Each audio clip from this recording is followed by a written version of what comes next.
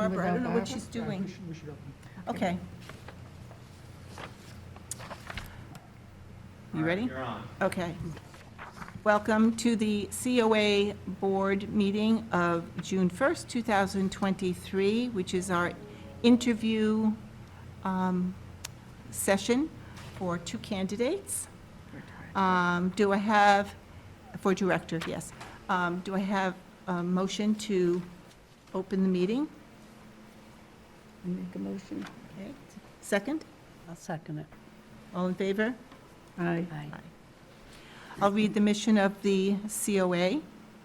The mission of the Council of Aging is to advocate for Groveland's older adults, to identify their needs, to develop and implement services to meet their health, economic, social, and cultural needs, to encourage maximum independence, and to improve their quality of life. I'm going to turn the meeting right now over to Larry.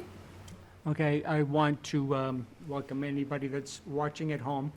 We have come from a meeting of the Friends of the Council on Aging, and it is a group that is in need of support, and they are supportive of us. They are a major funding source for the Council on Aging. The two candidates that we are interviewing today were made aware of the meeting of the Friends and were invited, and they both attended. And they were asked to, prior to the meeting, as part of email correspondence I had with them, to think about the Friends of the Council on Aging and how they, as director, would be able to help grow that organization, and also what ideas they would have for helping this group with their fundraising efforts. When the candidates come in, our first candidate is Alyssa Lee. She's a Groveland resident. She will have an opportunity to introduce herself. She will talk about the thoughts she had on the Friends of the Groveland Aging group. And then we will start a series of questions that the board members will ask. We'll repeat that with the second candidate, whose name is Sarah Player, and she's a resident of Ipswich. Are we ready? Okay. We have our first candidate coming in.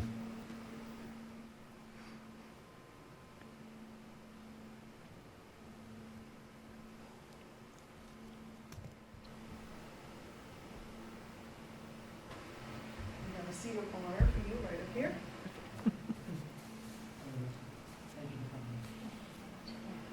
Everyone, this is Alyssa Lee. Hi, Alyssa. Hi, Hello again. Alyssa. So Lynn, do you want to introduce yourself? I think we should go down and introduce ourselves to Alyssa. Well, you know Larry, and you know Barbara, Yes. and you know Marie, because they've all been on the Director's Search Committee. I'm Laurel Pahalski. We met also. I'm the chair of the board right now.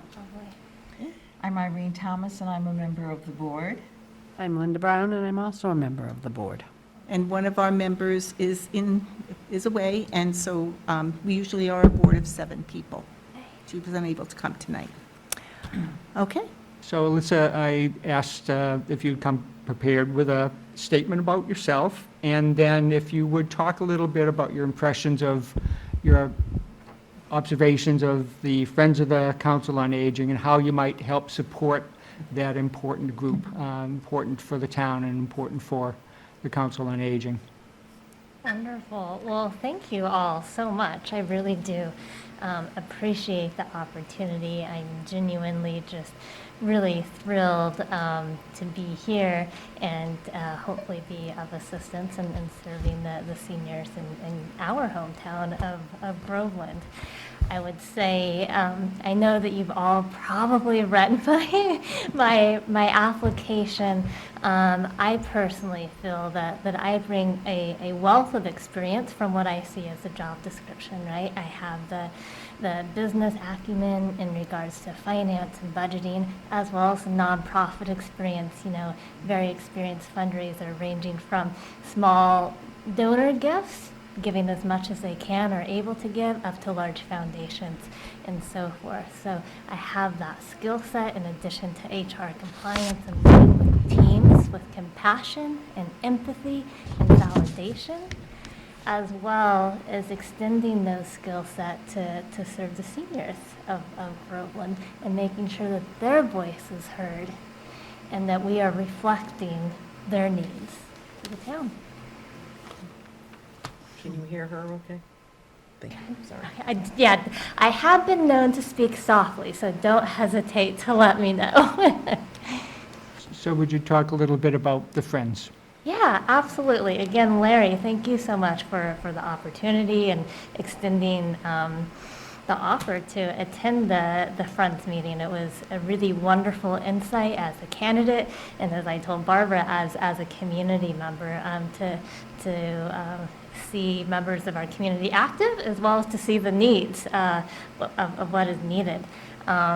First impressions are clear, just like yourself, that everybody is there because they want to be, because they're passionate, because they know this organization can do so much and is vital for our community.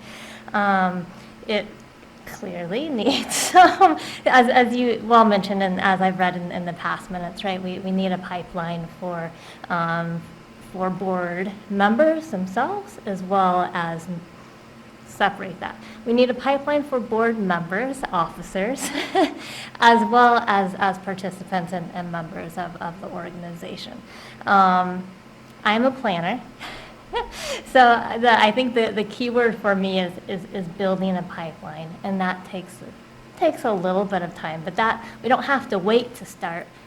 You can start right now. We start by having those conversations one-on-one with people and say, hey, just come to this meeting with me, and then we'll go out for coffee or tea or a walk or whatever you do as friends normally afterwards and talk about it and have that personal engagement. And I think in my experience, I've found that people are weary if they don't know what they're signing up for, right? And so I think it doesn't have to be too formal because we want it to be welcoming, but we need to show people be explicit what this role means. What does it mean to be board president? It was great to hear. It's a 1-year commitment. Sounds doable, right?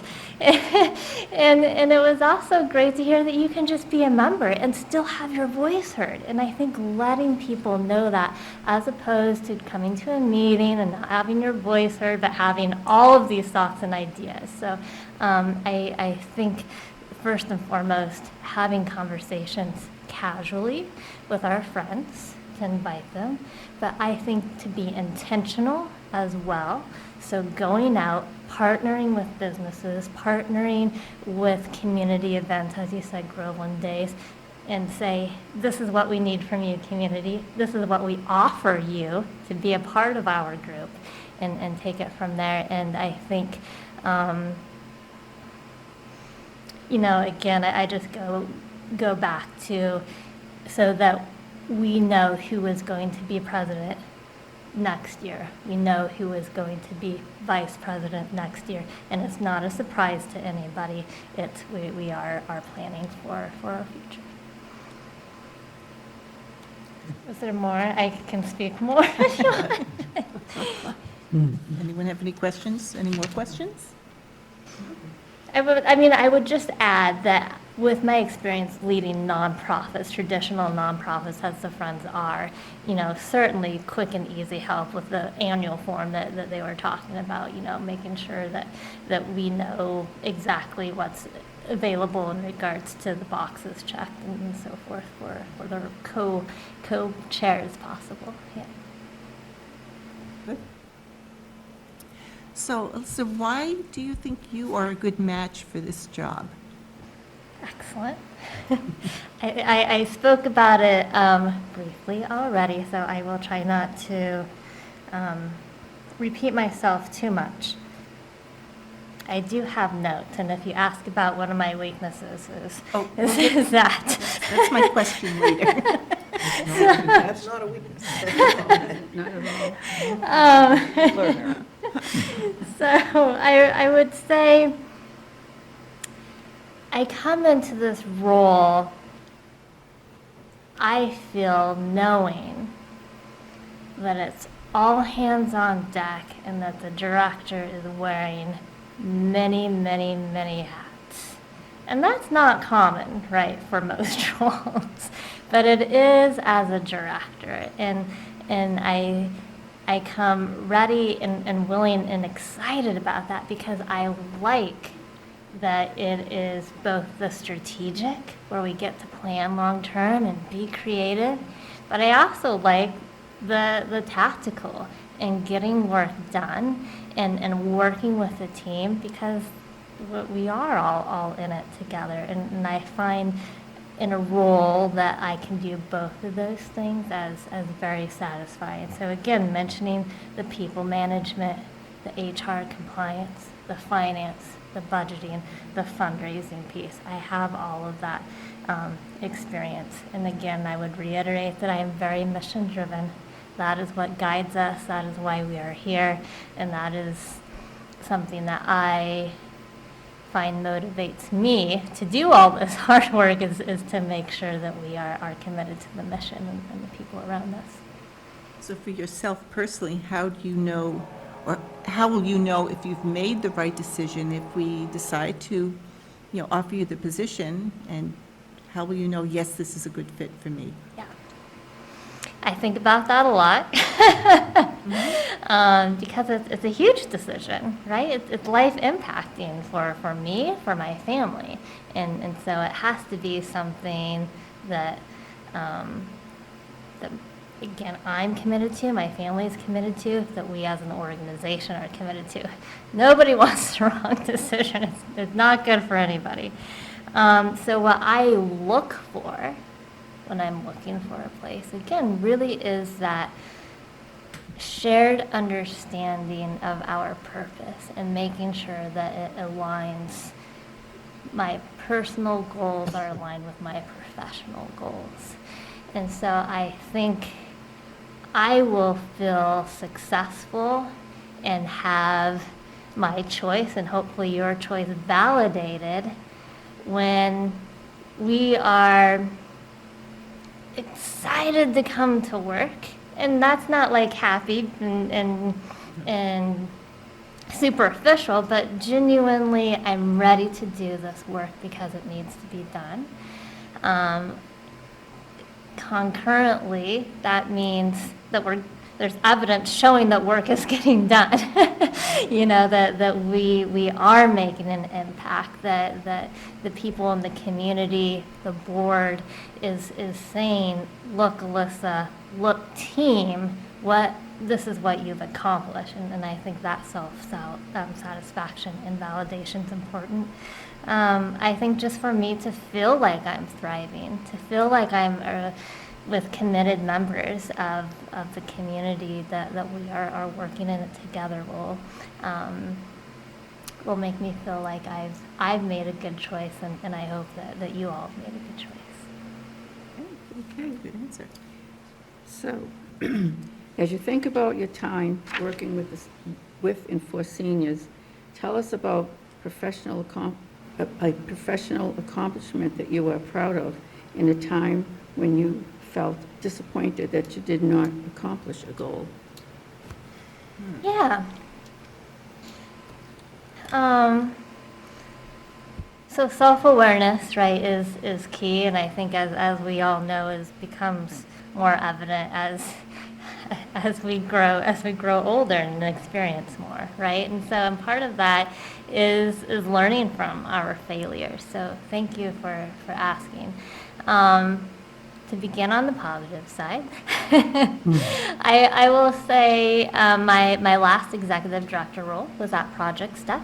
It was a nonprofit organization based in Boston, in Symphony Hall, with a mission to literally changed the face of the orchestra because only under 5% of the professional musicians are people of color.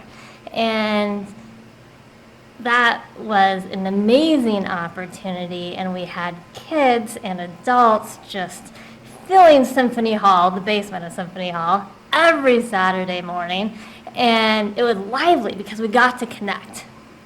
Then the pandemic happened. We were completely shut down. We couldn't make music together, the thing that brought us life, right? But I have an incredible team, and together we were able to use technology, as all of us had to do. And because of that, we had an amazing summer program, all online.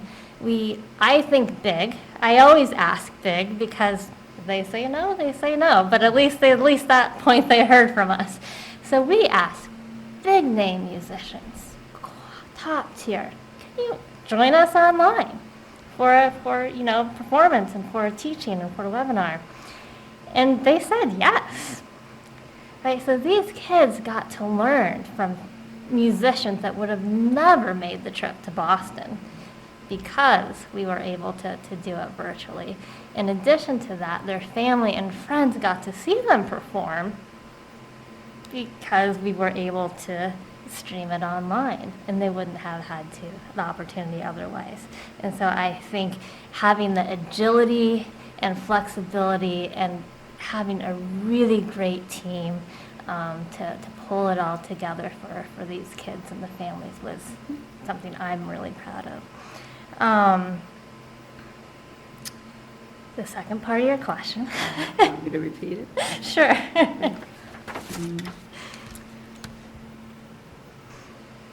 Okay, tell us about a professional Oops, nope. Time. Time when you. Tell us about a Time. time. Wait a minute, I lost my place. Tell us about a time when you felt disappointed and you didn't accomplish your goal.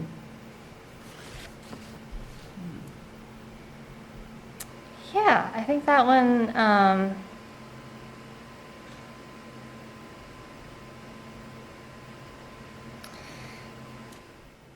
I would say a time that is relevant to this position here is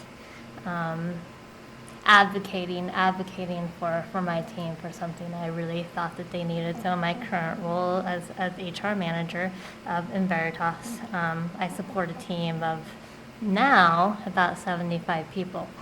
So I see it as my role to make sure that our staff and team get what they need to do their jobs best. And so I report to at one time our COO, who is my reference, and now I report to our CEO.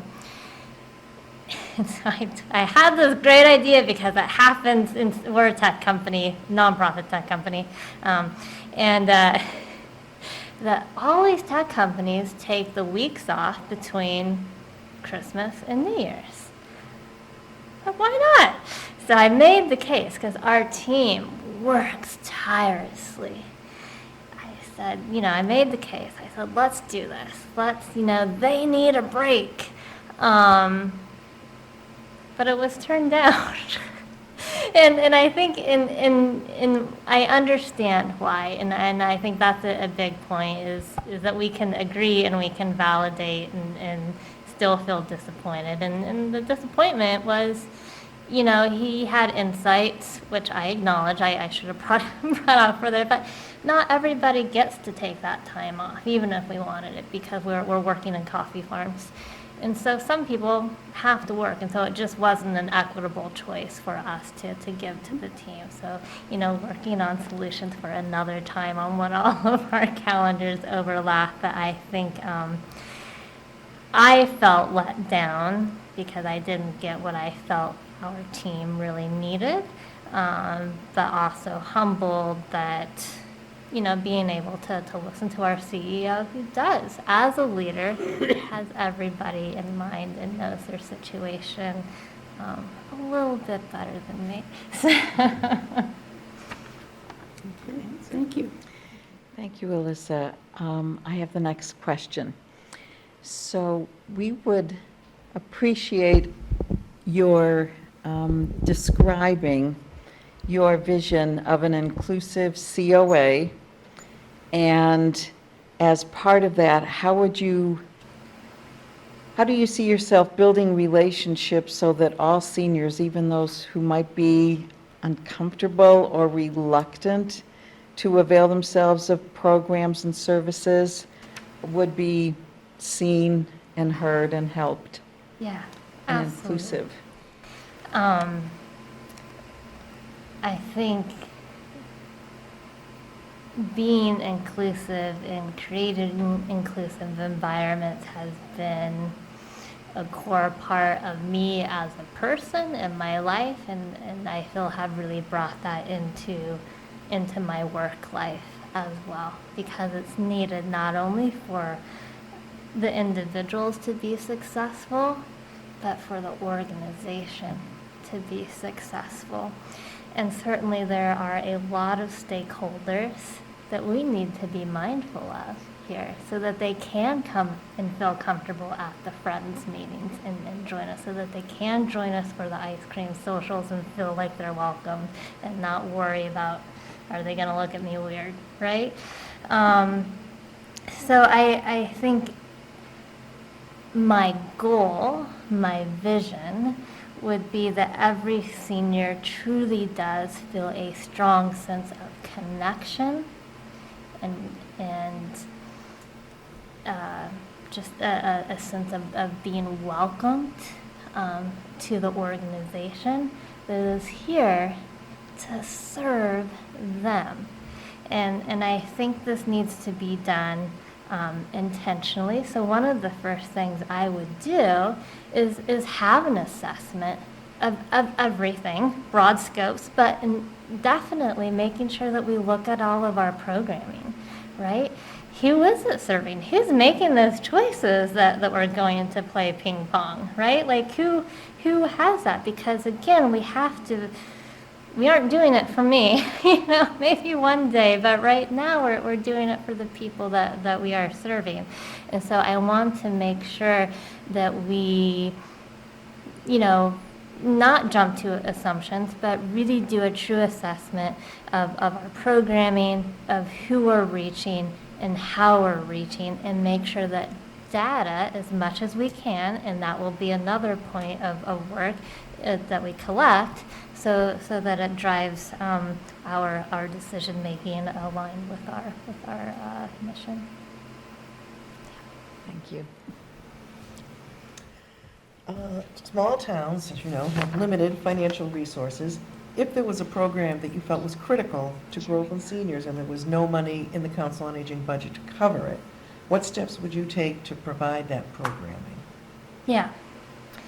So I know I mentioned in the earlier meeting that essentially the urgency would drive my response. So if it is an urgent matter, if heaven forbid a pandemic were to happen or a natural disaster, we need to make decisions quickly and efficiently and effectively. So that would be a quick brainstorm with the internal team, with the board of directors, with the town, all the key decision makers. Here's our proposal that we see as a team. This is what we would like to do. Certainly welcome feedback, and then let's do it now. And in that plan of action, here's where the money's coming from, right? And so forth. I think it is a rare occasion that there's an urgent programming need. And so I think there's a lot of wants that we want to do, and that's where planning comes in, right? And so that we are planning a year ahead, and so that we do know that when somebody comes up to me with this great idea, and I'm sure there is so many from all of the stakeholders I want to say yes, and let's consider it on the next budget cycle, so that we can plan to make it sustainable for the organization. We don't want to do a one-off and have it be unsuccessful because we didn't have the time to plan or the budget and resources to make it happen. If it's a really great programming idea that meets the needs of our constituents, let's plan for it and make it successful for many years to come. Or maybe it's a pilot program, and then we have action steps accordingly there. So I think, bottom line, assess the urgency, come up with a plan, be it immediate or long-term budgeting. Yeah. And the second part of that question, please describe a grant writing experience from applying to managing. What did you learn, and what do you still look forward to learning about the grant process? Yeah. So I've been involved with grant writing pretty much my whole career. And I think at first it was really intimidating. I thought I could only apply to a small set of organizations, and I wasn't allowed to talk to them. I have since learned a couple of things. One, we apply for grants that fit our needs and fit our programming. We don't design a program to fit the budget because, again, it's not sustainable. We need to focus it around what we need as a community. And there are a lot out there. And if it's not a grant, then maybe it's a public donor or a family foundation. And then the second thing I've learned is that you can talk to all of these people. They want to know about your organization. They want to have conversation because they too don't want to spend needless time reading through your giant application just to find out it wasn't worth it. So they want to provide you with that information that it's a good fit. And then that also allows us to glean information. Is it worth the time? Is it worth the time to do a 20-page application for $1,000? Well, we'll have to make that assessment. Sometimes maybe it is, because it could lead to bigger things. It's an entry point, and sometimes it's not. So certainly my experience in receiving grant funding has ranged from the small $500 grant to NEA grants, federal grants to $50,000 plus. I like having, again, a pipeline. I like having a calendar so that it's dispersed through the year so that we can know what to expect and when. And I do make intentional meetings, even if it's not required to meet with those funders, or to at least send them an email or an update of telling them how they are helping us and our stories. I think there was a great point in the earlier meeting, and I think Nisha said, she received a call and said, how can we help you, right? We always need to have an answer to that. And so always having in your back pocket about, what we could use funding for should an opportunity come. Thank you. I'm up. Could you tell us about a challenging human resources issue with which you've dealt as a supervisor, including the challenge, your actions, and the outcome? Yes. So that is right up my alley. For a number of reasons, and I'll set an aside here. The reason I'm currently in my HR job is because people are first and foremost what makes the work happen. And that's why when I realized at Project Steph that they needed a leader that best represented the community that we serve, which was a community of color, that I stepped down and was able to pivot easily to supporting a team of people to get their jobs. So always, despite my role being HR specific or executive director specific, people are at the core of work. And because we are human, we make mistakes. And I think it goes in tandem with leadership and the individual.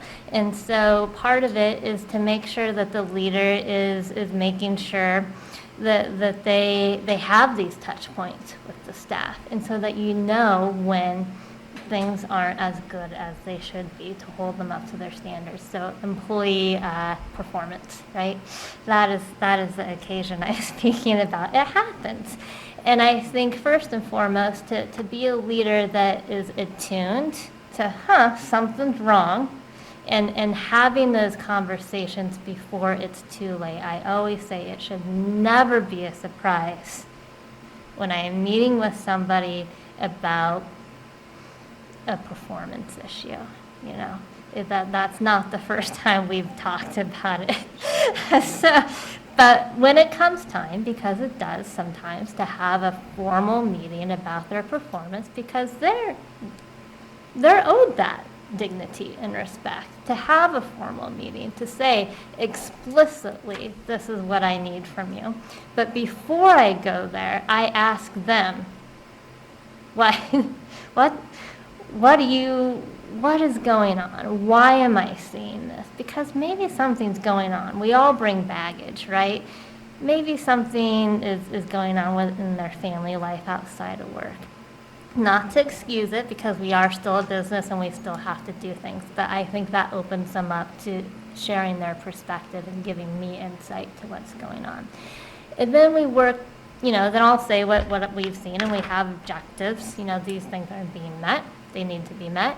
And then we work collaboratively on goals on how to move forward, and setting benchmarks, and really meeting on set dates to see where progress is going. And overall, it's been a pretty positive response. My most recent one happened just maybe about a month ago. And right after the meeting, the individual, he emailed and he said, "Thank you so much for the meeting." And I think that was probably the first time I've ever been thanked, but it really just made my day. Because I think he just needed a reset and to be heard about what was going on for him.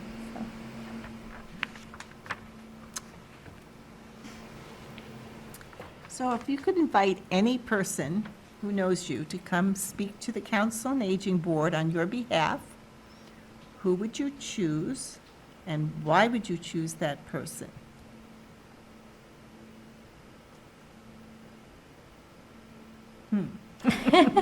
Well, all of my references. I didn't hear you. But if I had to choose one person in my career, I think it would have to be Peter Hyam, who was board president at the New School of Music, which was my very first executive director job. It was very early on in my career, and I wasn't quite sure I was ready for it, but he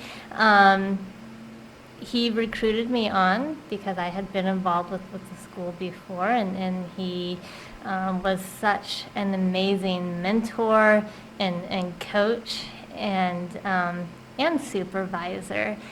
And so I think he could really articulate far better than I can about my growth from being brand new to a leadership role where he provided me the opportunity to grow as an individual, to grow the school, and to really push our mission. I really value that he taught me that it was okay to push back.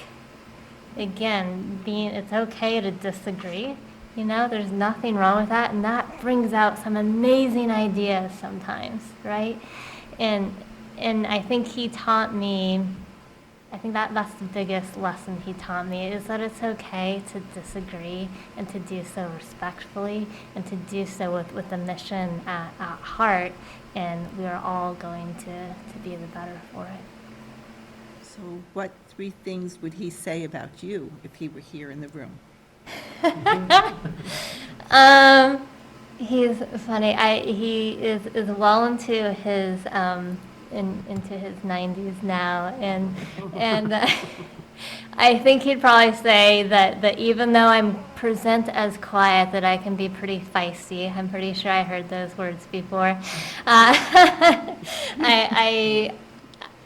think he would also say that, you know, I always treat people with a dignity and respect, or at least certainly that's my aim, and certainly something, again, a value he taught to me.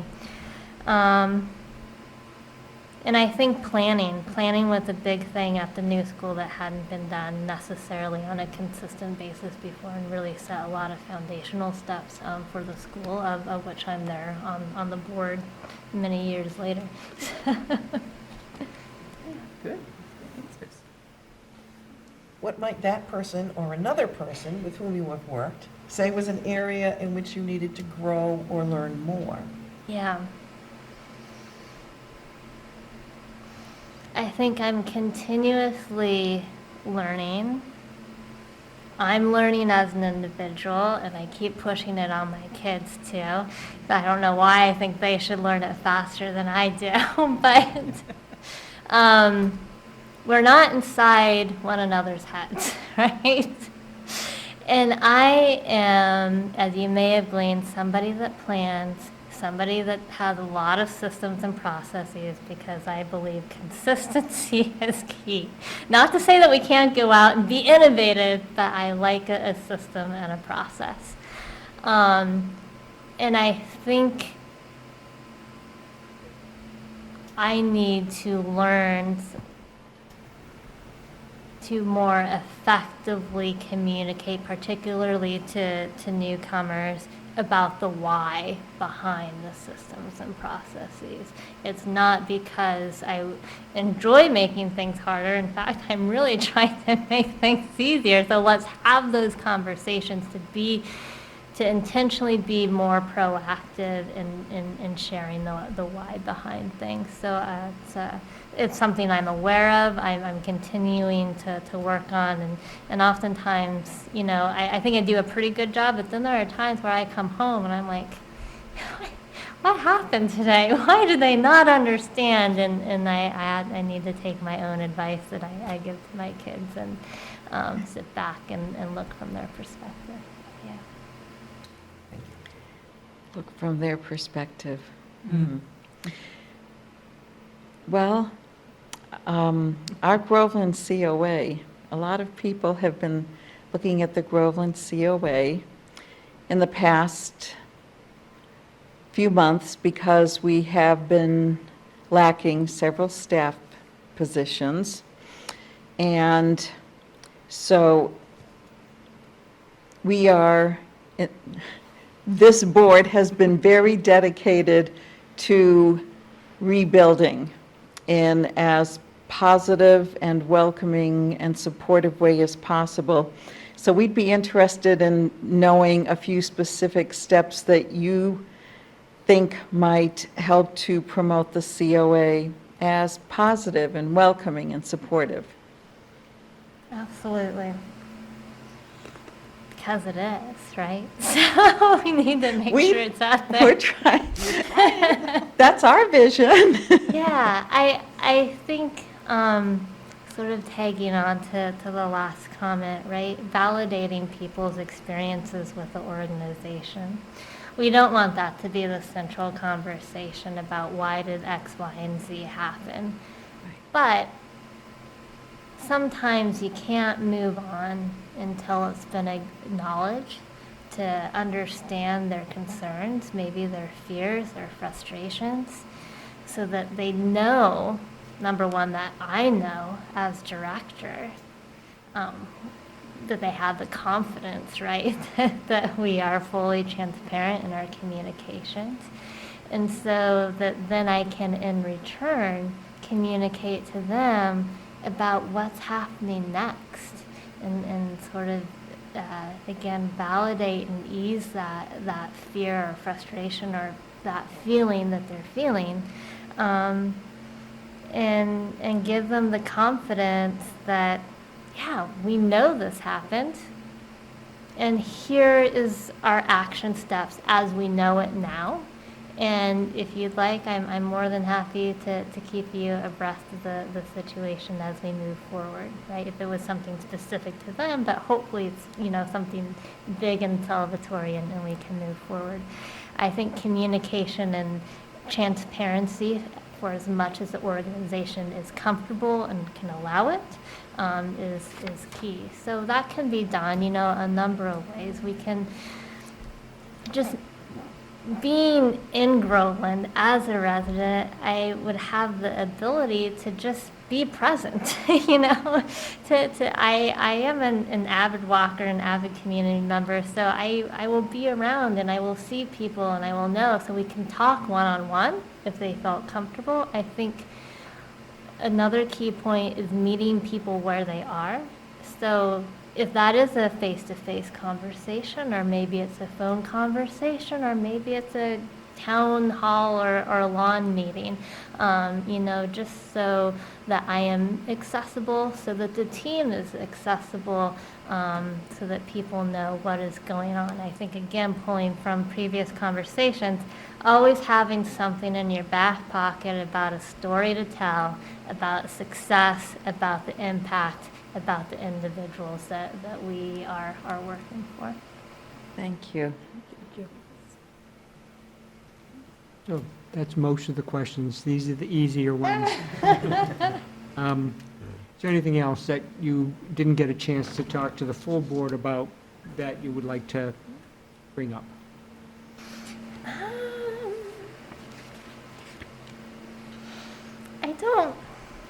I hesitate to say no. I feel like I really appreciate the structured interview process. So thank you for that.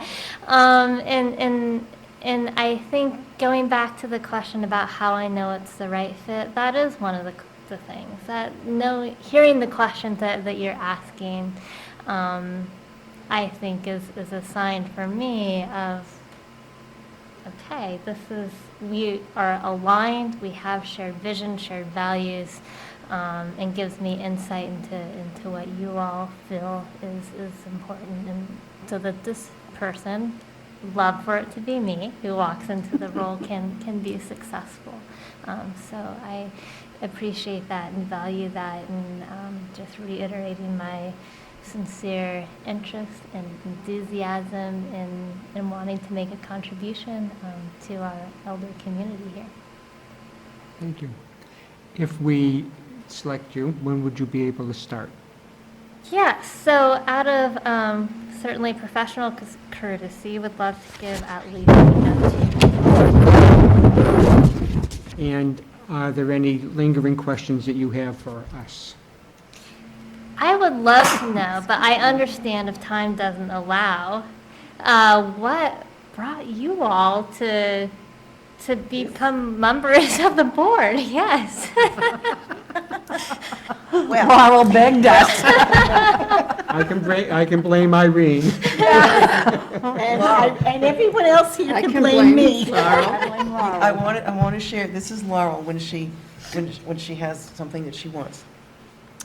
So Marie. And you look at her and you say, what do you want? So that's exactly what she did when I came down to She vote did last that to November. Yep. She did that. And she mentioned that the board was down several members, and why don't I look into it? And I said, sure, no, we can do this, let's rile things up, let's kick some, and let's get involved. And that's what it was for me, all she had to do was ask, pretty much.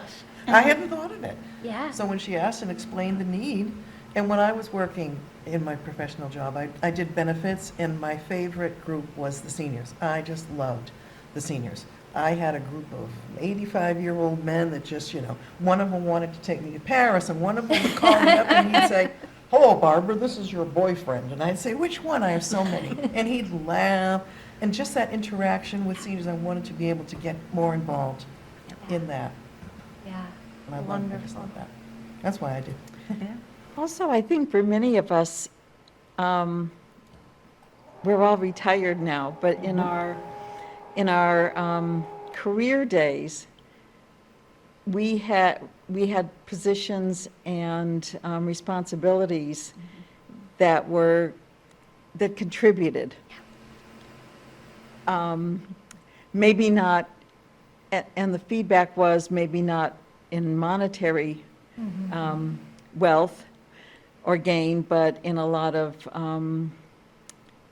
humanly gratifying ways. And we were looking for ways to continue contributing. Yeah, absolutely. And I think the way I got on the board to begin with years ago, someone asked me that I think the same thing with the friends that we were talking about, we need to ask, talk to your friends. I mean, how did I get these guys?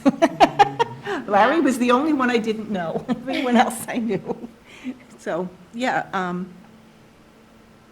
yeah, it's just a community thing. I think we all are involved in the community in some way or another also, in other hats, wearing other hats. So, yeah. Wonderful. I think that's key, is asking to be involved. For those that are comfortable with it, asking for a contribution. However, never know. asking to be the chair, I wasn't all happy about that, but it is what it is. Yeah, but it is true. And I think we all are committed to, we're Groveland citizens, and we love this town in all its quirks. And it's rewarding. It is. In its own way. It's And I will say, this board, I've been on the board for many years. We have our bylaws, or you can be on for 2 terms, and term being 3 years, and then you have to go off for a year, then you can come back on. So I've been on, this is like my 8th year, or Wow. whatever it is, a long time.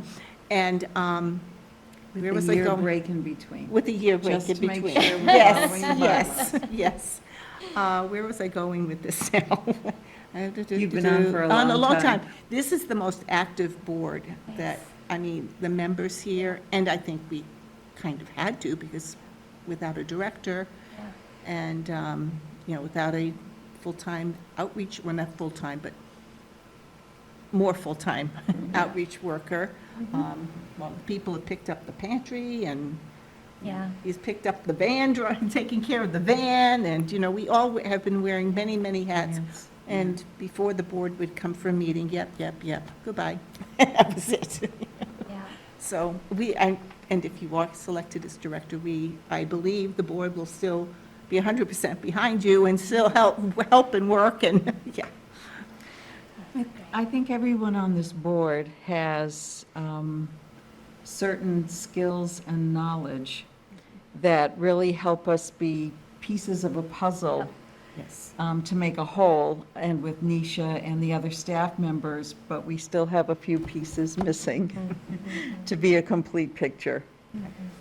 I think that's something I didn't talk about is a board matrix.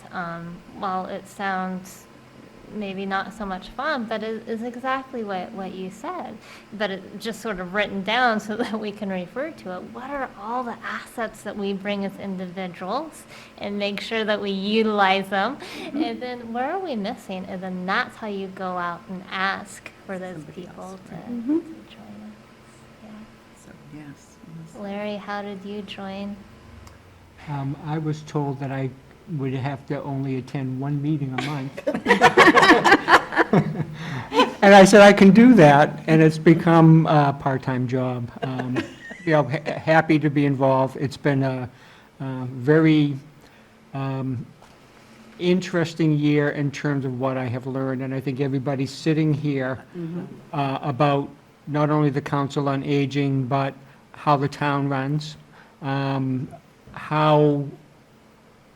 where the gaps are, what the needs are, and many hands make light or work, but we need many more hands because there's plenty of work to do.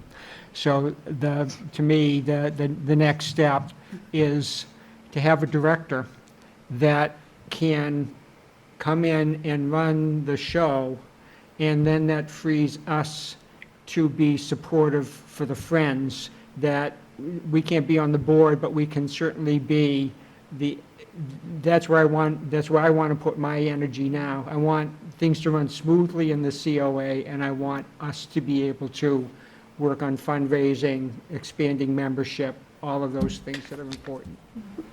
Wonderful. I would say along those lines, because you all have just gone, it sounds like, above and beyond to making sure needs are met for our community, what do you see as the first thing or first few things that, I would have to do, on day one to really hit the ground running? What would be most helpful to take off the plate? Interview Nisha. Yes. I would say, Yeah. Yeah, sit down and interview Nisha, yeah. because she is the one person who has the history. And in that history, she knows the needs, the common needs. She knows who can fill in what gaps and what gaps still need to be filled. Yeah, That would be my advice. that makes sense, absolutely. Yes, because she's been working with COA for many, many years, so she's a wealth of knowledge and, working closely with her and not, learning from her, kind of, Absolutely. Yeah. yeah, I call her a little treasure chest of knowledge and experience. so that would be. And, we're at the end of the year, even though we continue in the summer, I think it would be a good time to come on board. Get, it's not a busy time, like, end of the year, you have to do the reports and the budget and the this and the that. It was a lot to, to do. Take time to kind of get a feel for what it is involved and get to greet the people that you're working with. Make yourself known. So, and that's my thing. Anyone else? Thank you. Thank you. Well, thank you so much for your time. Thank you. Yes, it has been. And you're my neighbor, you're right around the corner. Oh, wonderful. Yeah.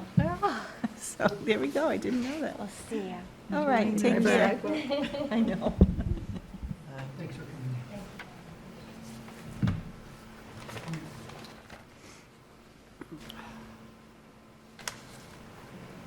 My clock's right now, finally. What do you think? Yeah. So, Do we go off? Can we go off and wait for the other, because the other person's not supposed to go on till 6. So can we? A recess until the other candidate comes? Okay, do we need to vote on that? I think so. Yeah, do we have a motion to have a recess until our second candidate comes? Do I have a motion for that? I make a motion to recess. A second? Second candidate comes. Okay. All in favor? Aye. Okay. All right, so that people don't have to sit there.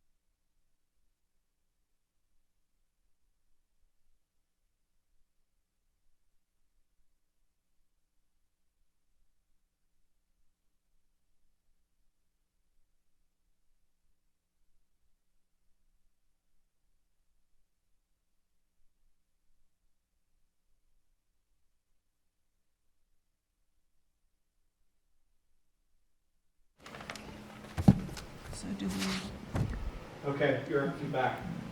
Okay. Our next candidate is Sarah Plater from Ipswich, Mass.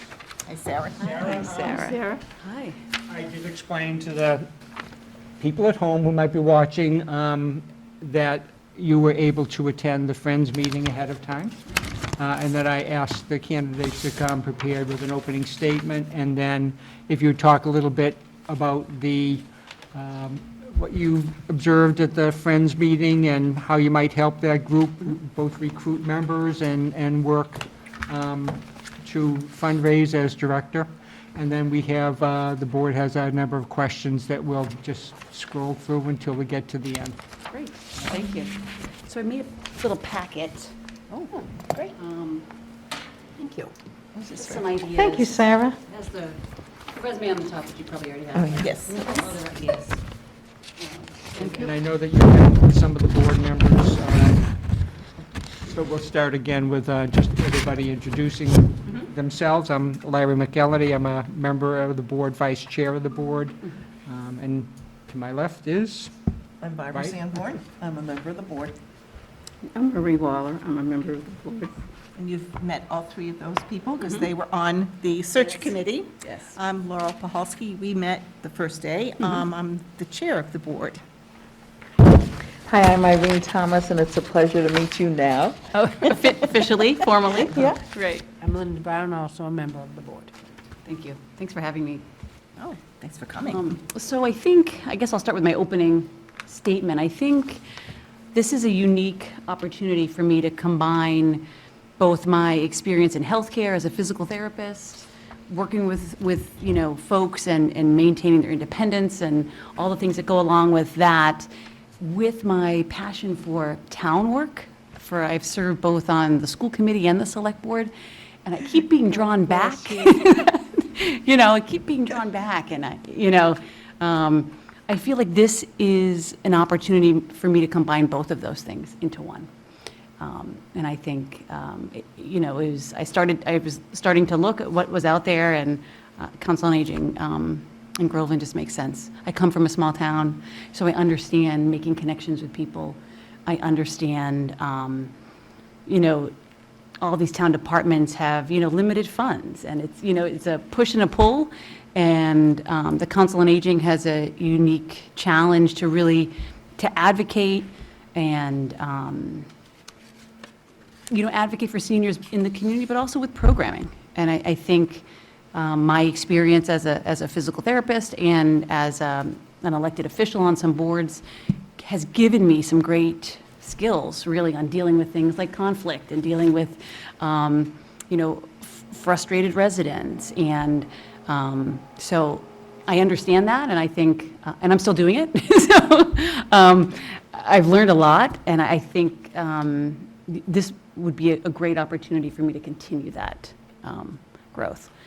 But, of course, this afternoon I came to the Friends meeting, and, a lot of work in small towns is done by volunteers, right? And it's hard. And I think, your email was talking about attrition and folks being challenged with the amount of work that we're doing. And I think the key is trying to find folks who are either really active and maybe currently in the COA to join the Friends, and also folks who've been touched by the COA. Maybe they had a family member who benefited from the COA. I think, in my experience in Ipswich, you've got to go and talk to the people who know the people, and you've got to go find referrals. And for me, as a new person and a new face to the town, I have to go and, make connections and create relationships. And I think it's that face-to-face relationship that is hard to beat and hard to change, So I think, I also think as the director, I would be with the staff, kind of making connections in the community with like the YMCA, for example, and other community partners.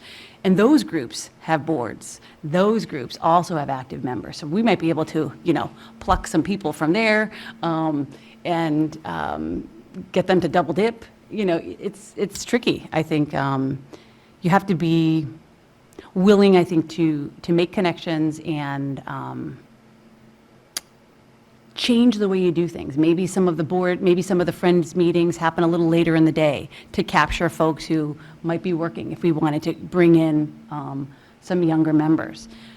It was brought up at the Friends group about, you might have members who want to do some of the work, but they may not want to be in leadership. So maybe, we changing those leadership, you mentioned, right now the commitment is 1 year for maybe being the president. So maybe it becomes mandatory that we rotate. So it doesn't feel like it's a forever post and it can be overwhelming. It's a lot of work. But I think with some of my experience, I think I can support folks who might be concerned about that or worried about that. And I think it's about asking the right questions because, folks might be interested in, coming to serve at the ice cream social, but they're not interested in maybe running meetings. And I think that can be intimidating. It can be intimidating to understand what the quorum is, to write the minutes, to make sure you're following all the rules that exist around those types of things. So I have experience in that, so I think I can, and I have, ideas on even where some of those resources are to answer some of those questions.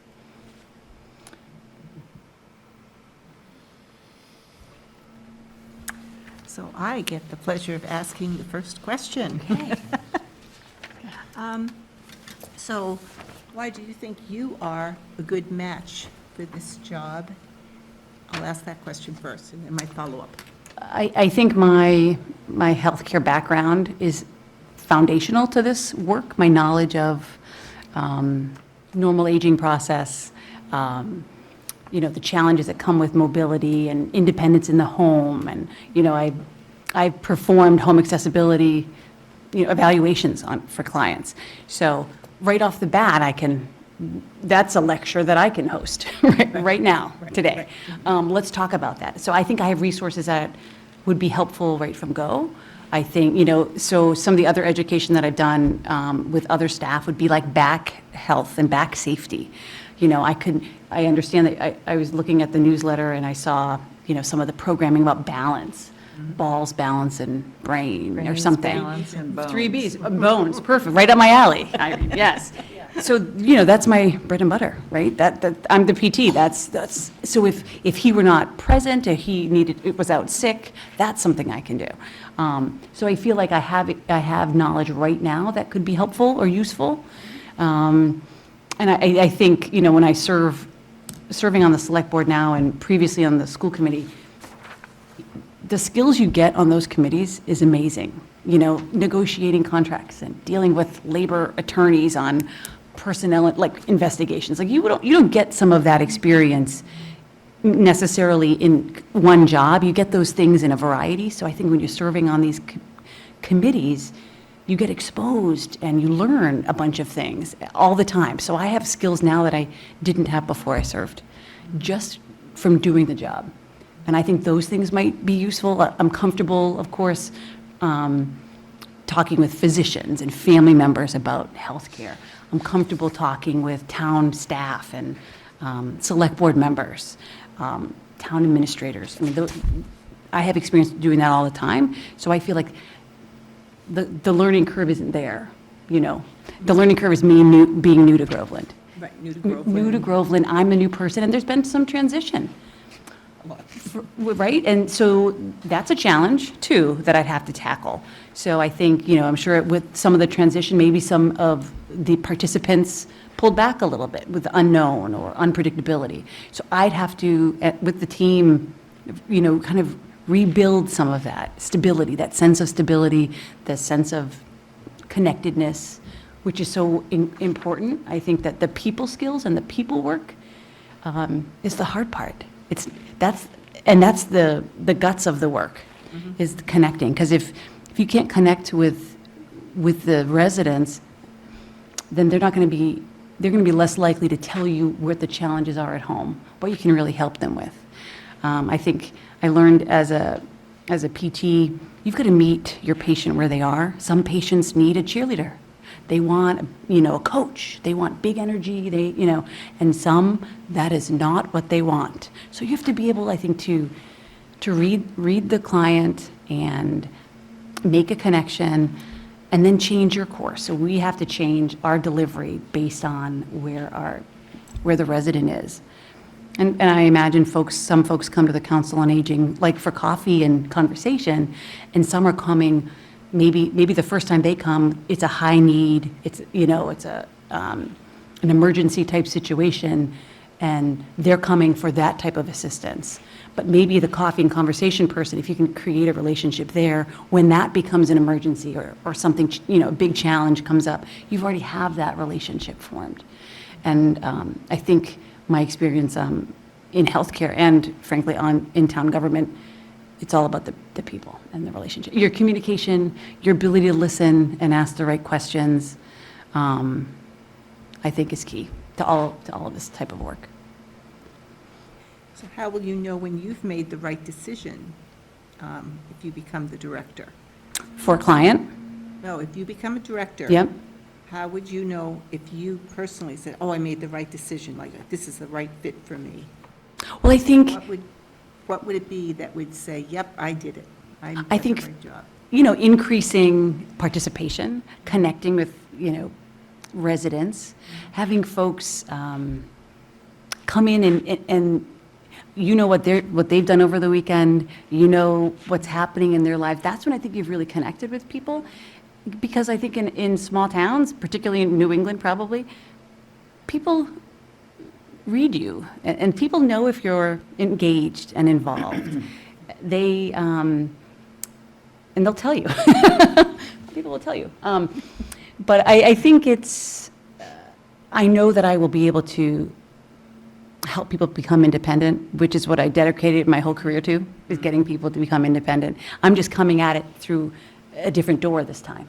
Instead of meeting them at the hospital after surgery and bringing them home and being part of that transition home, I'm just coming at it, trying to prevent them from going to the hospital. Preventative, right? Right. Yeah, but also, I think talking about normal aging that's normal aging. That's part of the process. And I think if we're open about it and honest about it, some of those small changes can make all the difference in the world. Just talking about things like picking up throw rugs, removing clutter from a certain space. Those things they sound like, simple changes or easy changes, but they're not simple because that's the difference between falling and breaking your hip. Removing the throw rug, removing the pile of magazines, or whatever is the mobility challenge. Some of those things we can prevent just by talking about it. And then maybe they go home and they think, I should probably get rid of that throw rug. Because Sarah's talking about the throw rugs. I think when that becomes a part of your normal conversation, then it's not formal education, it's just residents and COA staff having conversation. You have to be careful that it doesn't become preachy, and it doesn't become, that you're really coming at it from a place of compassion and a place of information. And some people I think are ready for certain things at different times, but you have to be available to kind of interact. Okay, good. Yeah. So, as you think about your time working with and for seniors, I know you've worked with young people, but tell us about a professional accomplishment that you were proud of. A professional accomplishment. So, I think I told you a little bit about my aunt, so as a physical therapist, you help with the case manager kind of driving the discharge home. So my aunt wasn't married and didn't have any children, so I became her healthcare proxy, her power of attorney, and she was, interested in doing, being really firm about the path that we were going to take. And I really wanted her, I think I mentioned, I really wanted her to she was sleeping in a recliner. She didn't want to get a hospital bed because then it looked like a hospital room in her front room. And, you understand that. And, so we talked about it. I'd gone with her to the doctor. She was retaining a lot of fluid. She had congestive heart failure. We were trying to manage the medication to get rid of some of the fluid. The legs were so swollen, they were really impacting mobility. So I said, Ginny, I really want to get you a hospital bed. And she said, yeah, we talked about that. She was really clear. And I said, okay, and she was not going to be talked into doing something that she didn't want to do. And I said, okay. And I said, oh, that's fine. Can we talk about this in the future? If the challenge of sleeping in a chair becomes worse and you are not sleeping and it's impacting your energy and it's impacting your safety. And she said, yeah. A week and a half later, I said, what do you think about that hospital bed? And she said, okay. So it needed to be her decision, right? You can't take away, you can't usurp the power. You can make suggestions and you can talk about what might work better than what's happening now. So we got her like a screen. So the bed was, behind the screen, so there was some separation. So there was still a living room part of the room that looked, separate. So she, I think it's about, she trusted me to be her, healthcare proxy. And she and I were similar in a lot of ways. We're both kind of assertive women.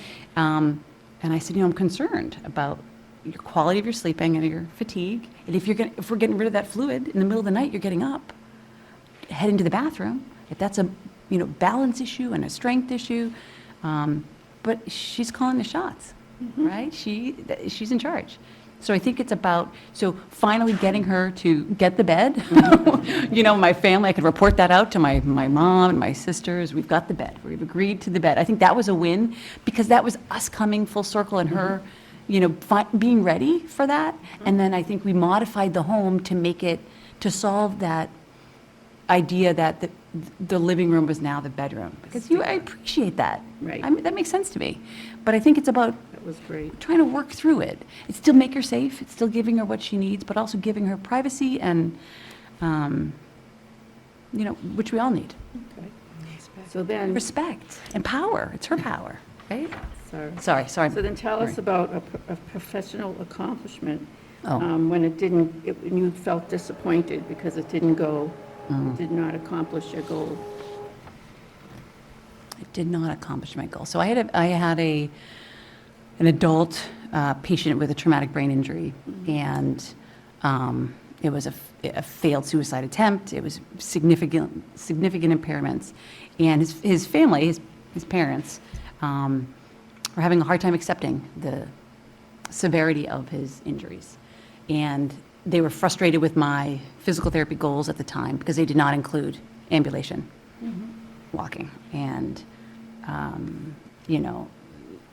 we had a lot of conversations about what the goals were, what kind of strength he has, what the impairments are. And, in one of our team meetings, I asked the physician to kind of give a little more detail about why ambulation isn't a reasonable goal now. And it's hard to, I think, balance hope, but also being reasonable and realistic about goals. I also don't want to give false hope. I want to be open and honest with the patient and their families, but also not make up a goal that's unattainable. I think that's false, and it's dishonest. Part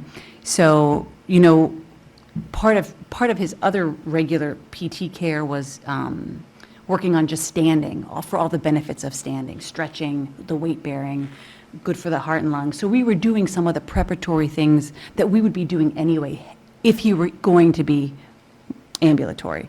So I said, we are still doing those things because we're doing those for other reasons, all the other health benefits of standing. But they happen to also be the things that we would do for walking. So I said, the minute we see any signs of ambulation. So I think they had a really hard time with that, and it was hard as a medical team. I think there was a lot of pushback, and I think I knew they were frustrated, and we referred them to other staff to help with that, kind of accepting the injury and the extent of it. So I think that's hard. That's a hard part as a health professional. Okay, Yeah. thank you. Sure.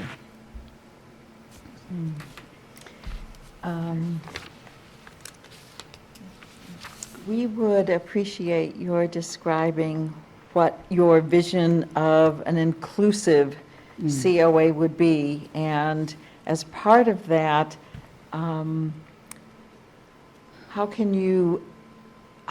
what are steps you can take to build relationships with seniors who may be reluctant to avail themselves of the programs and services? What would the steps be that you would take so that they would feel seen and heard?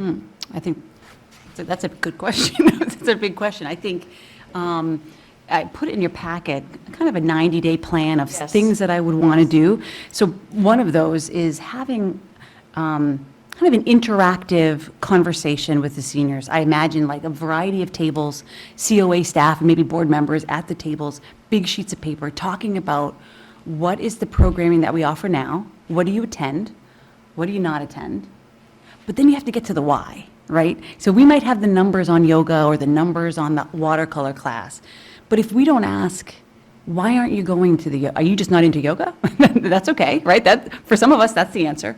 Or do we just need to modify the yoga a little better? Maybe we need to have a chair yoga. Maybe we need to have different mats. Maybe, how do we modify, if that's the answer? I think you have to dig into the question about why aren't folks coming to certain programs? Are there ways for us to modify the program to make it more accessible to them? And maybe they're just not the yoga folks, and we need a different mobility class or a different activity class. Why aren't folks coming to I saw the walking program. Are folks not coming to the walking program because we don't have enough chairs set up for rest breaks? Are folks not coming to the watercolor because of cost or because they might want to do a different craft? And I think sometimes when you collect data like on a survey or you just look at the basic numbers of participation, you're missing kind of the next question. And I think it would give me an opportunity to meet people face to face in a bunch of tables, and then you can kind of dig in to the why. And then maybe on that list, we also include some new ideas. And how do you feel about these ideas? And then you get that, or what are your ideas? Instead, right? You just have to ask. I think I told the folks at the first interview, I had a professor who said, if you listen to your patient long enough, she'll tell you what's wrong. But you have to ask the right question. And I'm sure they have ideas out there of things that, maybe lectures on scams. Maybe we need, other topics that they're interested in that are more pressing to them or more interesting to them. So, but I think you have to ask, and I think setting it up in kind of an interactive way is better than just a survey where you get a check or a yes or a no. You're missing the rest of the story, I think. Thank you. Yeah. So, as you're aware, small towns have limited financial resources. If there was a program that you believed was critical to Groveland seniors and there was no money in the Council on Aging budget to pay for it, what steps would you take to provide that programming? So I guess the first question would be, are there free resources out there to get to that program? So is it a lecture that we need to go find a speaker for? Is it a topic I can research and that we could do the content on? Could we get someone who might be willing to donate their time? Because I think folks are out there, you have to ask, and you've got to find them. So I guess, is there a grant out there that might support, that type of program? Is there a local business, that has some charitable giving? Can we reach out to a local bank or a local business and say, hey, we'd like to really offer this program. Could you be a corporate sponsor? Or could you match, if we can find some of the donations, could you match it? Can you, I think you have to be creative, and I think when you ask people face to face, you get a better response than sometimes, kind of a blanket email or a blanket mailing. They have a face to connect with the asked or the request. That's how I would tackle that. Is there a free way to do it elsewhere? Who do we know? Because people know people, right? People are in town. People have skills, and they have knowledge, and they're sometimes just waiting for the ask. But I would have to go out and find out who knows this person. Who knows? Do we know an attorney if it's a legal lecture? Do we know a physician who might come in?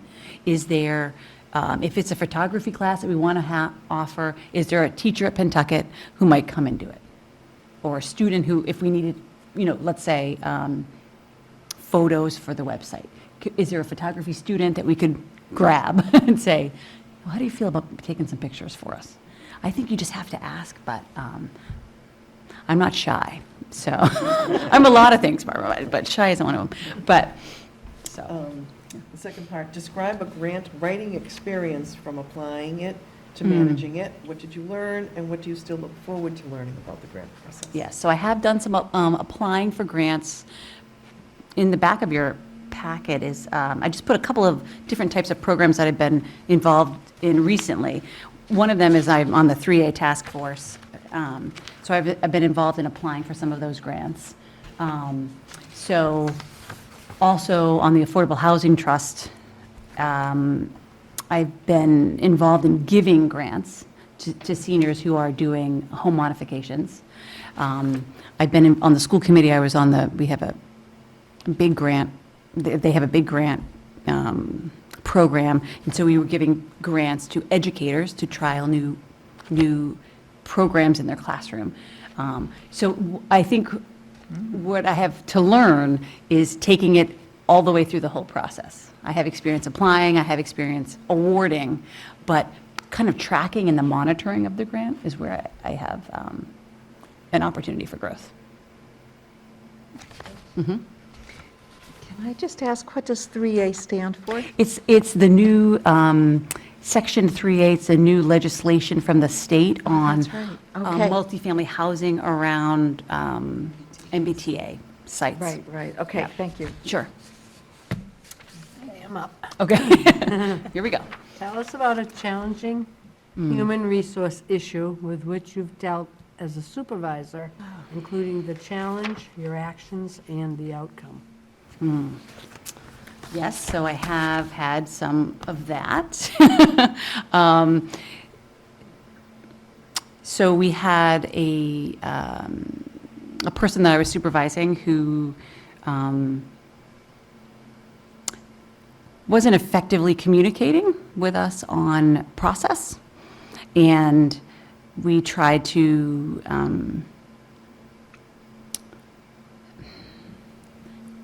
engage with him on more clear communication. So we have now established goal to kind of solve that.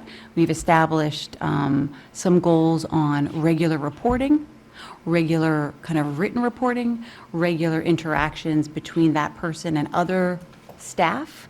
We were looking actually to kind of improve interpersonal relationships with that staff. It wasn't necessarily just with us, it was with other folks.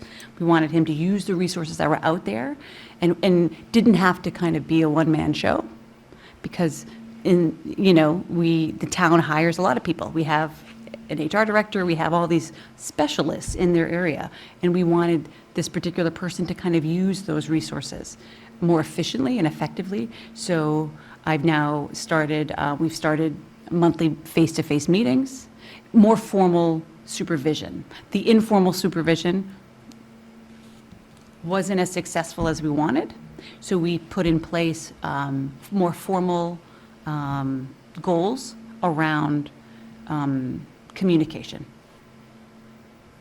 Does that answer your question? I think supervision is effective when everybody knows, everybody's on the same playing field. And everyone knows what the expectations are. So there were some flaws in the previous process with this individual where there weren't great goals written.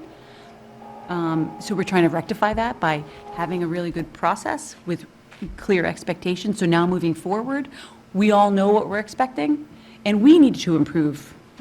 We also need to improve our communication in a more formal way. So that's why starting those kind of more regular face-to-face meetings. So there was, communication, there were holes on both sides, but I think part of what caused those holes were kind of lack of structure and lack of formality that we have now put into place. So for example, when I first started my current job, I was kind of replacing a really seasoned therapist. And so the staff was really familiar with someone that they worked really well with for a long time. And then the new person comes in. Like this would be the new person coming in.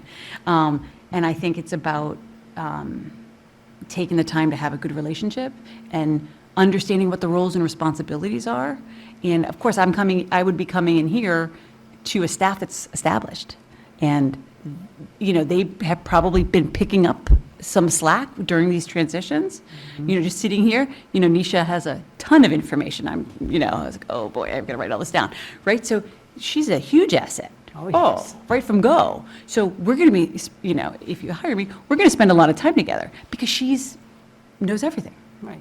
And it's about creating, you know, again, it's about relationships and creating a relationship, and understanding maybe what her role was before with the previous director. Maybe there were some changes that she wanted with that relationship, maybe not. Maybe there are some tasks I'm sure she's filling in now and probably overtaxed now.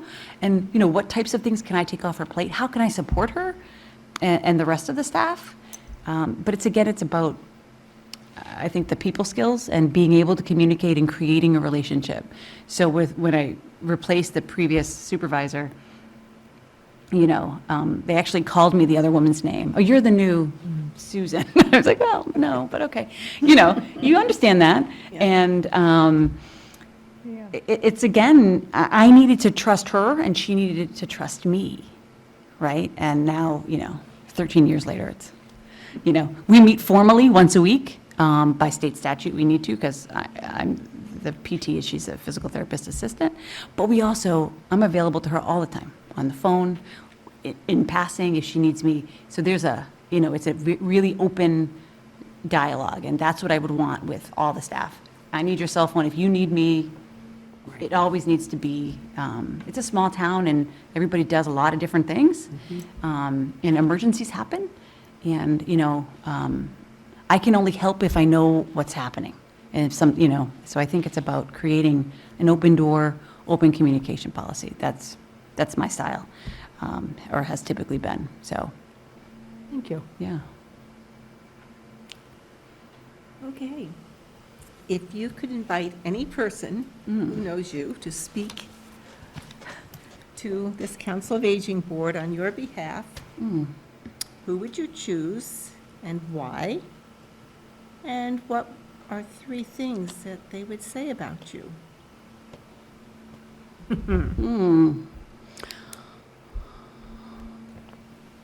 I would probably choose someone that I work with now. I've been there for a long time. I'm pretty established there.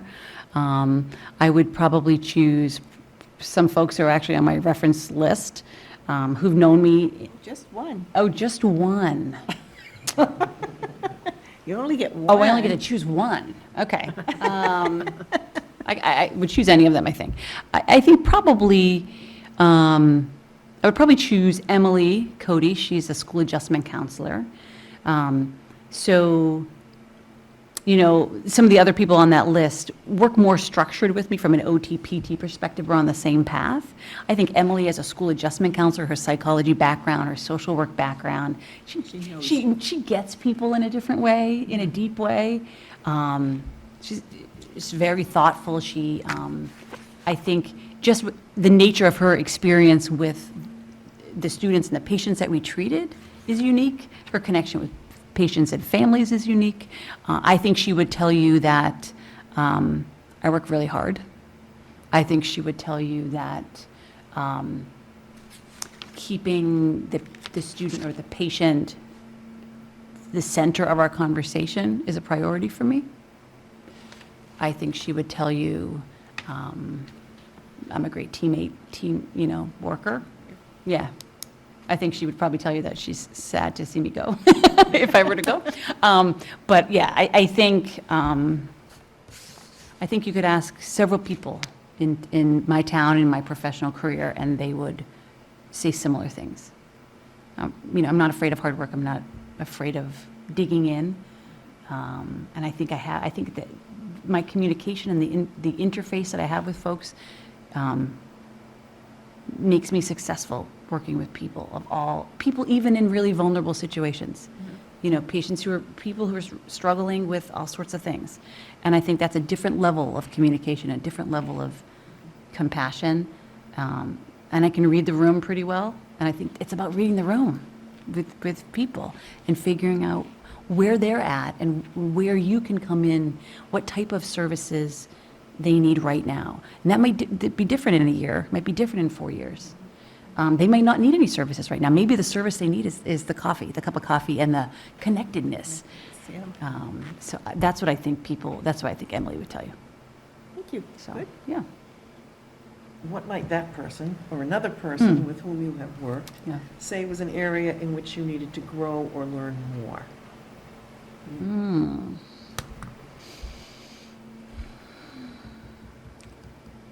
Grow or learn more. I think,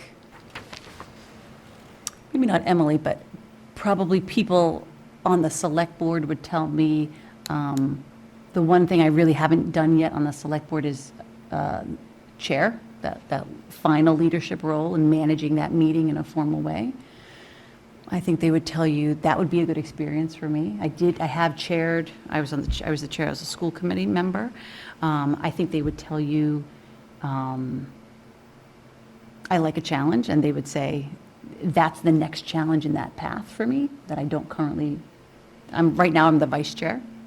So I assist and support. I think in front of my physical therapy role,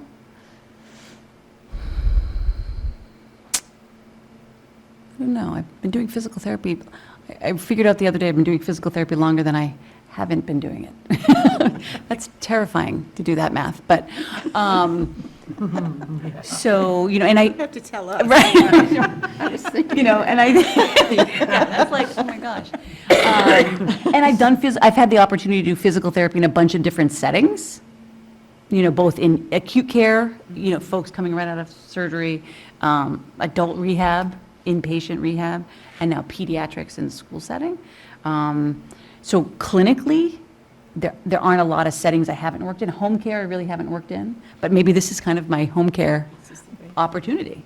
I've, requested home care for my patients, knowing they needed more services. So I've had a lot of clinical experience. What else would they say that I needed? About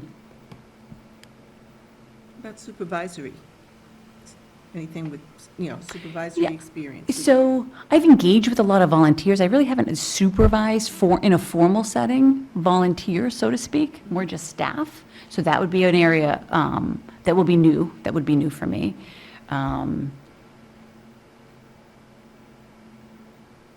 So that would be good. How many volunteers do you think the council has, Oh, roughly? 7 sitting here. Right here, this is the group, All right, perfect. I think you guys will be supervising me. no, well, we have the food pantry, we have people that are calling seniors. Okay, checking in, like check-in calls? Yeah, people She that has are quite a doing- list of that are volunteers. people that are Anisha really delivering the does. food. Yeah. People who paint furniture and hang pictures and things like that. And make sheds, apparently. We're going to find some shed making Put up people. tents. Put up Well, tents. that's- you'll Is be- that your tent? Tent, The tent I yeah. saw there? Yes, That's the yes, council tent, yes. or over there? Over there, wherever, yeah, that way. Yeah, so I haven't, so that would be an opportunity for me to really engage with volunteers. I mean, I work with volunteers on the subcommittees right now, all of my subcommittees for the town. So I work with them, I don't supervise them.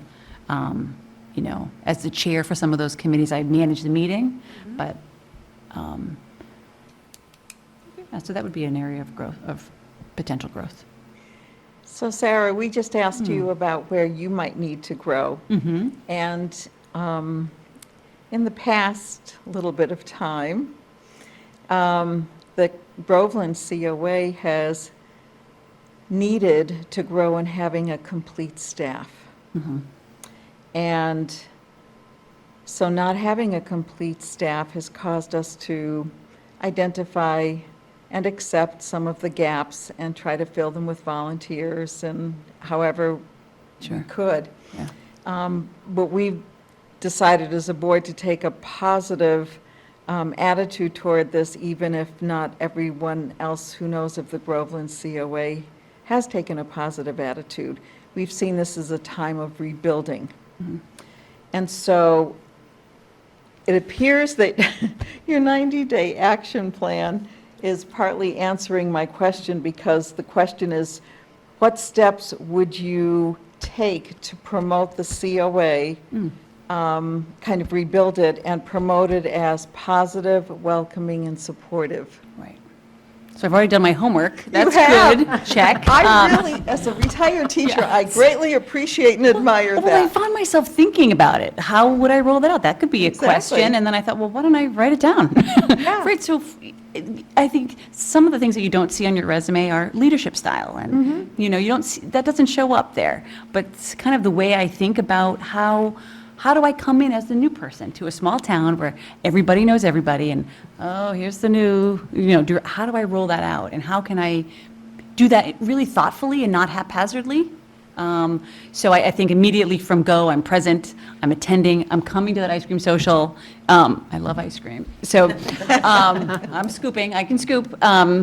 So I think it's about being engaged, present right from go. Of course, I'd have to find out, you know, the nuts and bolts of the day-to-day logistics, payroll, and I need to kind of do an inventory of where are we, you know, we've talked about grants. Where are we on grants? Where are we in applying for grants? What's on the horizon? You know, I was looking at the most recent newsletter from the Massachusetts COA Association, and I can see grants coming up in like June, and I thought, where, you know, I wondered, where are we on those? And maybe, are some of those up for renewal, or some of these new asks? So I think kind of getting a lay of the land and taking an inventory, of course, meeting with, you know, staff and finding out where they think the holes are, where does the board think the holes are? What are my immediate, you know, actions? And then I think, you know, really taking a look, you don't want to blow up stuff that's working. I don't want to have a solution when there is no problem. I think, you know, from probably your teacher background, you know, you want to go in and get the lay of the land and see what's working first, before you start to, you know, come in with a, you know, bulldozer. I've learned that in town government. Don't do that. So I'm not doing that, because that doesn't work. But I think, again, you need to find out, where is our participation? Why aren't folks coming to this, and this? Or why are they? And then how can we build on that? What's missing? And I think that's where kind of an introductory, and I imagine that interactive kind of conversation around tables happens multiple times, right? You don't just capture the 7 people who show up on the first Tuesday when the new person's around. Like, that can take a variety of forms, but I didn't want that to just be a survey, because a survey gives you a snapshot of information. A head count just doesn't tell you the story. And so, you know, starting with that and then saying, okay, what types of, you know, where are we budget-wise? Where are we grant-wise? What's missing? What does the board think is missing from programming? And I think I don't need to recreate the wheel either. There are neighboring communities with COAs who might want to partner, might want to do some regional things, right? There's your cost savings, right? You know, I know that that's starting to happen. So that might be a way to kind of combine forces, so to speak. And you know, I would be the new director, so I need to reach out to folks who have more experience. And then maybe we can partner together with things. So, Thank you. yeah. Well, those are all the hard questions. Those are the hard ones? Okay, you got the easy one? The Okay. easy one. So, Oh, good. what have you not had a chance to tell us about yourself? What have I not had a chance to tell you? I have some ideas on some new stuff once we figure out what's working. So you know, in my past, you saw that I was an adjunct professor at North Shore. And so I was a professor for their physical therapies assistant program. And we, as part of one of those courses, we had a service learning project. And we would go into councils on aging and do like a cardiac education program. So, and the OT students at North Shore also do programming. I think they have done like a gardening program. So I think there are services out there, programs out there we could tap into that already exist. And I know them. I can just call them and say, can we put the Groveland COA on the list for these types of programs? Because I think there are students out there, either at NECO, at North Shore, who are doing kind of service learning or class projects, who would come and do, you know, kind of a service lecture or content that I think we could do right from go. And I think, you know, you mentioned networking the other day. I think networking and is helpful. And, you know, knowing people and knowing what's out there and what's available for free is key. Because I think instead of always chasing money, there might be things out there that we could take advantage of. You know, maybe some ideas about scams.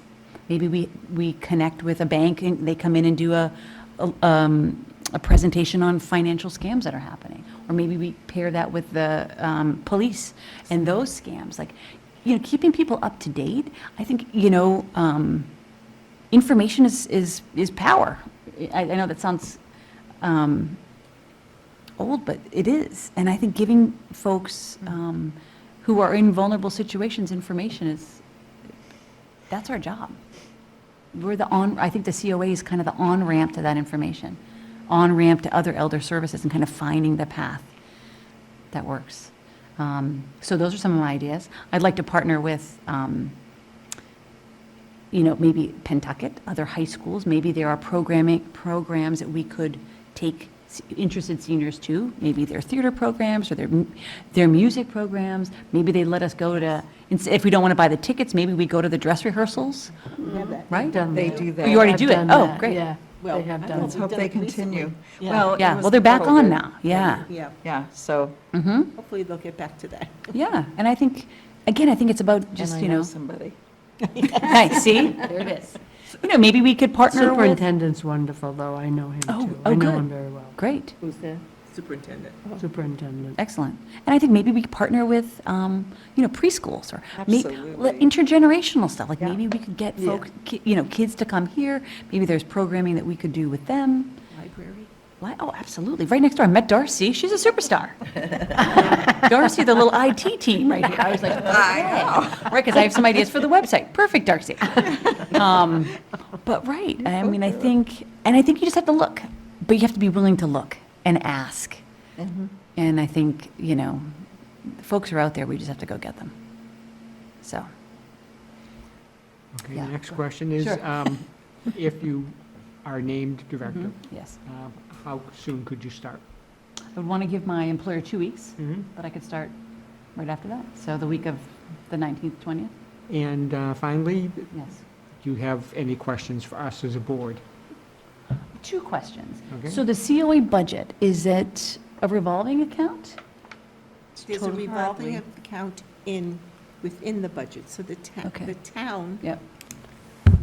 so salaries and some of our expenses, Oh. including the van expenses, are paid for by the town, which is a fairly new thing. How new? Because, well, May, Paid totally, totally by, completely by the town, right, where before versus we, yeah. Oh, we I see. Supplemented with grant money, formula grant and formula everything. grant. Now, all of the all the positions are paid By the town. by the town. So that was a big, big thing that happened this year. Mm-hmm. Then we do have a revolving account, which is donations, Okay. and we do have we have the formula grant, Mhm. which is based on the number of people, over a certain age, seniors, Mhm. in the town at X amount of dollars. So, and it's based on the 2020 census, so that made a big difference. Up until December, it was The based amount on the went up. 2010 Oh. census. So it's gone up Sure. significantly. Right. And we do have a grant that is being worked, a DOT grant Oh, for, for the transportation. yes, well, Okay. so far, some of that has paid for Nisha's position, because she was the transportation coordinator, ex-transportation coordinator, now she's assistant director. Okay. But that now has changed, and the other, that's the DOT grant, and what was the other one? formula Oh, and the grant. formula grant, Formula. right, and the formula grant Okay. also helped to pay for that. But, so that's Okay. pretty much, and then, the Friends, Mm-hmm. Mm-hmm. anything that they give or donate is to us, it's usually items that they pay for the postage, they pay for the ice cream, they pay for the ping pong table, Right. whatever. And that's the budget. And we are on a fiscal year, so Okay, we will be starting July 1st with a new budget. the new budget Okay. and significant pay changes in town, which is a good thing. Mhm.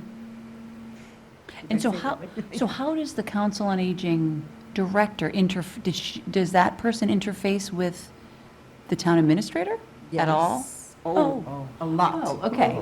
A lot. And Oh. Finance Committee. Excellent, And okay. finance, yes. So how does that work? The board, where's the relationship? So the board is supervisory to, the board supervises the director? Yes. And then the director's connection with the town administrator is working on budget? Pretty much budgeting, Budgeting, okay, yes, okay. yes, very closely. Right. In the past, it's been, the director has created the budget. Mhm. It goes through a finance, in front of a finance board. Yep. You meet beforehand. The board comes and supports it. This year, we made up the budget. And for the short time we did have a director, it changed. It's been very crazy. Sure, But, sure. yeah, going Okay. forward, once we have a That's the full-time process. director, it will be, they'll know. Smoother, yeah, Whoever it is will know better what is needed. right. Great, Um, Yeah. okay, thank you. So if that makes any sense to you. That's good, But yep. yes, you do work closely, Great. and, there are meetings, with the town administrator. Mhm. I attended one last week, it's a bi-monthly meeting. Mhm. All the town Department department heads, heads meet. okay. And we're really, I think the Great. town administrator is really trying to get everybody, each department to work together and Sure. use the resources of, as you've been Yes, saying. right. Don't recreate the wheel if it's Sure. here already in town. Sure. And that's something we're looking forward to, is somebody, Mhm. or looking for, is to have somebody that can work closely with other town departments, the COA is not a singularity It shouldn't be, thing. It should be right. We're not a community and subset. town. Right, Exactly, right, exactly. Right, That's what we're working, Toward. Toward. great. So, And so what is your timeline? What is the board's timeline for this? Today. Okay. 8 o'clock tomorrow. Okay, nice, Marie. That's her Give it to me timeline. straight, okay. No, I'm kidding. Okay, No, but no. soon. So, Yeah, we met yesterday. Soon, yeah, we're trying to move this along as Okay. quickly as we can. Okay. We have another potential interview that we're trying to set up. Okay, We're hoping to we have to, of course, post the meeting ahead of time, Okay. open meeting laws, so okay, hopefully we'll be able to meet with this other candidate, Wednesday or Thursday of next week and move quickly to make a decision. So okay. I would say by the middle of the month, we would hope to, if not sooner. Okay. If things can't work out with this other candidate, we Okay. might make a decision before then. I see. But that would be ballpark Okay. how we see it. Great, Yeah, excellent. that's good to ask. Yes. You don't have to wait until the end of the school year? Well, the end of the school year is coming fast. It is. Yes, so it's not a conflict. It's gonna, okay. Yeah, yeah. End of the school year is, no snow days this year, so Oh, things are right. moving Okay. fast, yeah, Well, you know what I know. mid-June. yeah. Nice. yeah, we're already June 1st today. I know, right, right.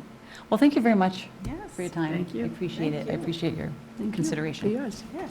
Absolutely. Nice meeting you. Yes, again. Again. Thanks. So don't hesitate if you have any questions or follow-up concerns I can answer. Yes. Thank you, Sarah. Thank you. Thank you, Sarah. so Nice much. meeting you. Nice meeting you. Good luck in your search. I know. Good luck on our search. Yeah, we have. Yeah, there you go, great. It's hard, it's hard to, it's a big process. So we're getting good at it. That's why we keep him around. We're getting good at it. I remember conversation being kind of awkward in general afterwards. Yeah, And then we had a paper ballot vote. But we may not be ready We to don't vote. need to, right. Right. I think we wait. Right. I think we should as Until well. we have the third person. Really? Thank you. We have 3 great candidates. I don't We've know. interviewed 2. We should wait until we respectfully interview Well, the we can, third. it's a board vote. Oops. Still on, Yes. Yeah. We are still on, we We haven't just- adjourned the meeting yet. No, we haven't. So So the question the is, question is, do we not have any conversation now until we've seen the third? Until you set up the interview with us, you have interviewed this person, the third person? Yes. You have met, okay, We had a first interview, okay, the other day afternoon. and she still hasn't gotten back to me with a possible meeting point. I want to, should we set a deadline for her to respond? did you put the period in the address this time? Well, no, this is, It's- So that you know it's this is valid. part of a thread, so I know that Oh, she's, fabulous. Good, good. are you questioning my technical? No, only because I do this all the time. Well, this You know, I is, mean, obviously, like, we can't post it till Monday anyhow. We'll say if I haven't heard from her by Monday, that we just move on with, why, well, we we'd can't still- post it tomorrow? what? We couldn't post a meeting for tomorrow? We could post a meeting, not to have the meeting, but is there a reason we can't post? it? Tomorrow's Friday, Right. and we could do it Friday? Right. Yeah, and then make it for, I don't know. Well, Well- we haven't heard from her. Right. So, Give us a couple days' notice. Well, I mean, we're trying to, yeah. Okay, well, do we have a consensus vote on this? Do we well, try to? let's look at a potential date that we're all available next week. For instance, Thursday, I have no I idea. just committed, you and I have committed to Right. go to the meeting in Haverhill. Right, So, among other things. that among day. other things. I cannot do Wednesday the 7th. I suppose we could do earlier. The meeting in Haverhill is until 5 on Thursday. With the Exchange Club. So could we meet, If the candidate could, Yeah, we have to, it would be, will we have? well, there's a meeting here at 1 o'clock on Thursday okay, that I have to attend. all right, And if anyone else is interested, it's the meeting about the community stakeholders. Oh, that's at 1? That's at 1 here. I was going to send an email out, anyone's still interested. So that's another, that's here. I don't have my calendar. But Thursday morning would work, or not? Is everybody available? Well, I could do Thursday morning. I could too. I think so. It's just one One interview, person. so- So none, and we would have to meet anyhow to vote, even if this person is not able to attend, Right. we would convene to vote on the appointment. okay, so what time do you want to meet? So want to make it 9, 9:30, 10, what works for people? Okay. Whenever, 9:30? 9:30 is good, that's our usual. 9:30? Yeah. 9:30. You're talking 9:30 Thursday? on the The 8th? 8th. I will get the paperwork to you tomorrow. Okay.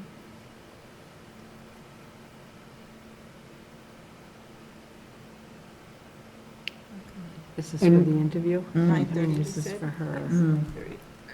9:30 for candidate number 3. Before we close, I want to bring up one suggestion moving forward. One of the things that has occurred to me as we've worked through this difficult year is, once things are settled, I would like the committee to have established goals that we would work towards. And these could be either short-term or long-term goals. I want people to think about moving forward, and I'll give you a for instance. One of the goals that I would like to have is that all our events are free, that we have funding enough that people don't have to pay for their senior day lunches or their Valentine lunches. I'd also like to have a goal of maybe some healthier options. I know that most of the things that we have been serving at our functions are things that are easily gotten, but I look at what is in front of us and what my doctor's telling me I should not be eating, that I oftentimes leave my plate untouched.